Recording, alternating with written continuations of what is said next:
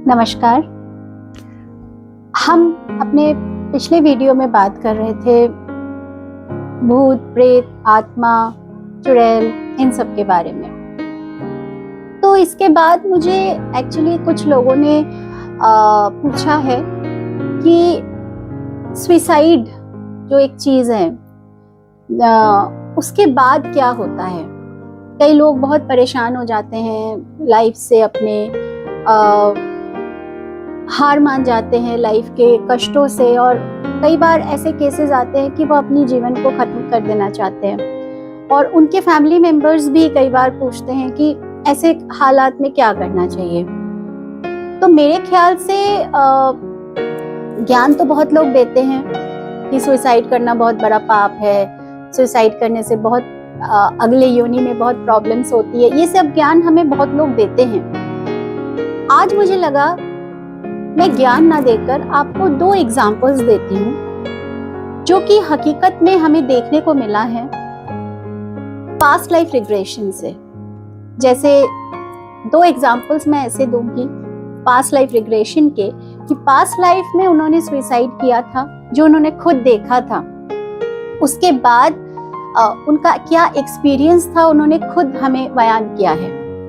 तो इससे क्या होगा, इससे लोगों को प्रूफ भी मिलेगा और ऐसे जो ज्ञान होता है वो भी समझ में आएगी कि ऐसा क्यों ज्ञान दिया जाता है। तो पहला एक पास्ट लाइफ मैंने काफी सालों पहले किया था, जिसमें there was a girl who went to her past life. वो अपने पास्ट लाइफ में गई रिग्रेशन के टाइम, और उसने देखा कि वो एक दिस टाइम वो एक गर्ल थी, लेकिन पिछले लाइफ में she was a man. And वो एक फार्मर थी, जैसे किसान होता है, किसान थी। और समहाउ वो हैप्पी नहीं थी अपने फैमिली से, अपने परिवार से, अपनी शादी से specially. She was not happy in her past life कि उसकी शादी शायद जबरदस्ती कर दिया है, फिर बच्चों का बोझ आ गया उसके ऊपर, तो जो वो ले नहीं पा रहा था। तो उसने देखा खुद, और उसने मुझे बताया ड्यूरिंग द रिग्रेशन कि कैसे एक दिन सब कुछ उससे नहीं हो पाया, वो हार मान गया उस जीवन से। एंड धीरे धीरे वो ये सोचने लगा कि अब मैं इस जिम्मेदारी से मुक्त होना चाहता हूँ। तो एक बिल्डिंग के ऊपर वो चढ़ा और वहां से वो कूद गया and he was dead. Suicide कर लिया उसने, ठीक है। अब उसके बाद उसने क्या देखा, ये उसका खुद का बयान है कि वो एक ऐसे भारी सा एनर्जी उसके ऊपर आ गई, जैसे उसने अपने आप को देखा कि वो मर चुका है, उसकी डेड बॉडी खून से लथपथ है, and she was out of her body, right. उसको लगा सब कुछ ठीक हो गया, बट अचानक से उसके ऊपर इतना भारीपन आया, कोई भारी सी एनर्जी ऐसा लगा उसको आया कि वो मूव नहीं कर पाई। She was unable to move.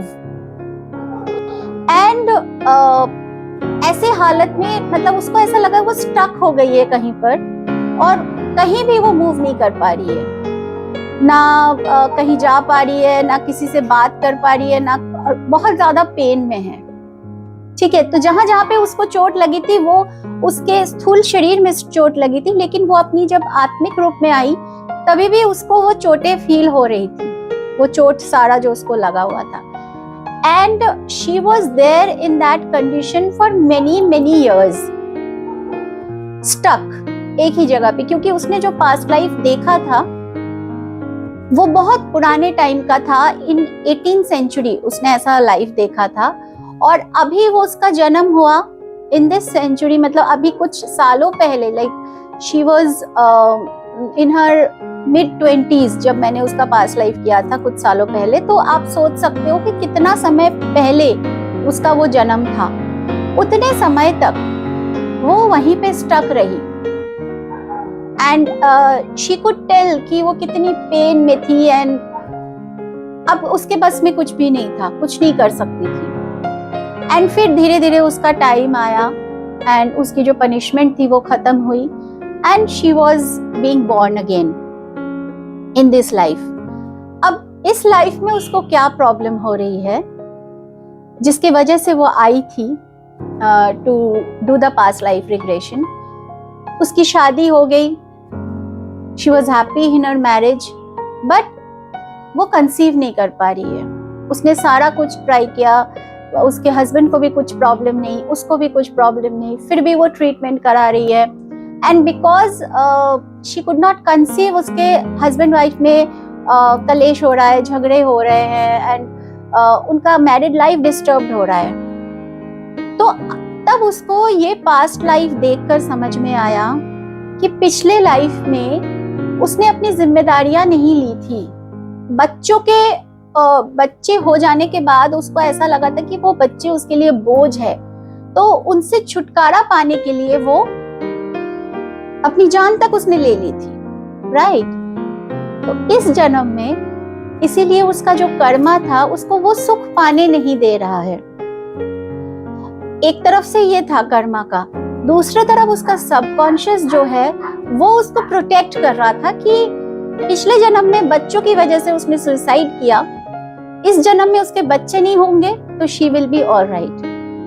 अब उसकी थेरेपी हुई, कैसे किया जाता है वो मैं यहाँ पे रिवील नहीं करना चाहती कि किस तरीके से उसने फॉरगिवनेस किया खुद को एंड उसको ये अपने आप सबकॉन्शियस को समझाया कि ये पिछला जो भी हो गया है वो घटित हो चुका है, अब she is safe, she can conceive and she wants to conceive, she wants to have kids and वो अभी अपनी जिम्मेदारियों से कभी भागेगी नहीं एंड सही सलामत वो अपनी जिम्मेदारियों को निभाएगी and she will be okay। ये उसको खुद को समझाना पड़ा, खुद के सबकॉन्शियस को समझाना पड़ा, खुद को फॉरगिवनेस का सेशन देना पड़ा, दैट वाज वो देना होता है।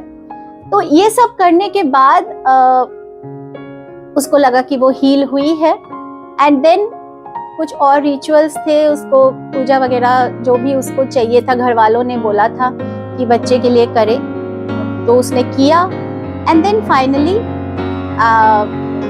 1-2 साल पहले आई गॉट द न्यूज कि she is in a family way. तो ये तो एक एग्जाम्पल था जिसमें पास्ट लाइफ के लिए पास्ट लाइफ में जाकर उसने खुद देखा कि because of her suicide attempt उसको क्या क्या झेलना पड़ा।